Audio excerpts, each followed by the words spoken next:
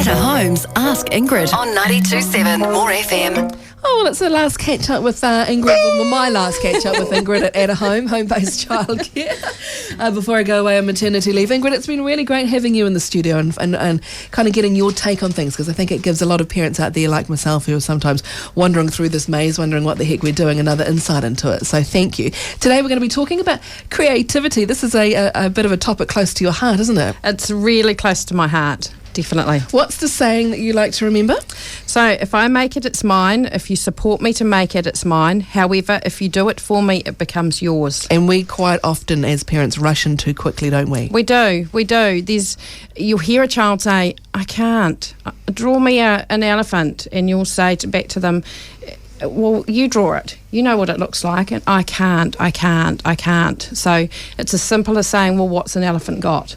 And kind of helping them think about it in their own mind. Yeah, so it comes from their head. So creativity is big, especially with the school holidays and especially on rainy, dreary days like this. Sure is. Some of the things that we can do talking about creativity are drawing, but we need to have the good stuff there ready to go, don't we, before we suggest an activity like this? We do. So it's really important that you discuss what resources your child might need and you make sure that you've got them all. So ask them a couple of times, is this all you need?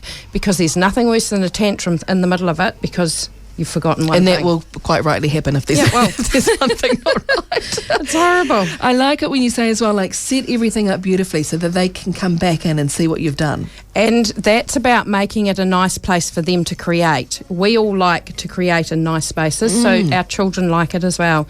And that's really important. It values and respects them. That's really true too, isn't it? Because it feels like, oh yeah, they are doing something that they love to do. We've talked about using good quality resources as well. So if you can, get the good stuff. Yep, use cartridge paper instead of newsprint. It looks better and it lasts longer.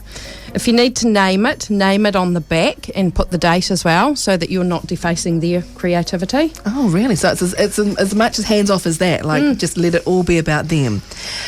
Talk about the language that we should be using when our children are being creative. Always use open language. Don't ever assume that their picture is something unless they've told you it is. It's really important because that'll create a tantrum as well. You didn't know what it was, you got it wrong. So what do we say if we've got no idea what this picture is and they're showing it to us lovingly? What do we say? So talk about the colours that are in it. I really like the purple you've used, or that they've mixed some colours. What colours did you use to make that colour? Okay. And can we ask, what is it?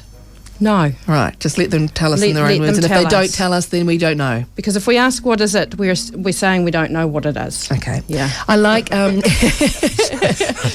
guilty of that. What on earth is that? And treat their finished creative project with respect. Definitely with respect. If you're displaying it on the fridge, make sure it's got 4 magnets, one on each corner. Okay, don't just have it with 2 and one keeps flipping up and every time you open the fridge it bends, all that kind of thing. Or it falls off the fridge. And frame it if you can. So work with them. Say, would you like to frame your artwork? And if they do, then work with them to help create that frame around it. Positive feedback, of course, that's really important. And just quickly, the most powerful thing you think we can do, Ingrid? So it's creativity is about children using their imagination. It's really important. If we give them a template or a colouring in book, we're telling them this is what things look like. So if it's a colouring book about elephants, then we're telling them this is what an elephant looks like. If we give them a blank piece of paper, they're creating that elephant for themselves from their head. And this is big for their cognitive learning as well, isn't it? It is really big. Okay. Really huge. It's the most important.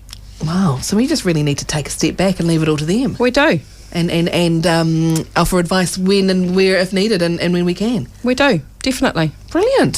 Ingrid, well, thank you very much. There's some great advice there on creativity. So mums and dads, get the crayons and the good paper out today, set up a nice workspace and let your children go for it. And don't ask what it is when it's finished. And don't forget, of course, to thank Ingrid as well. Thank you, Ingrid, for your help over the last little while. That's a pleasure. It's been great, yeah. Megan's learned an awful lot and so have I.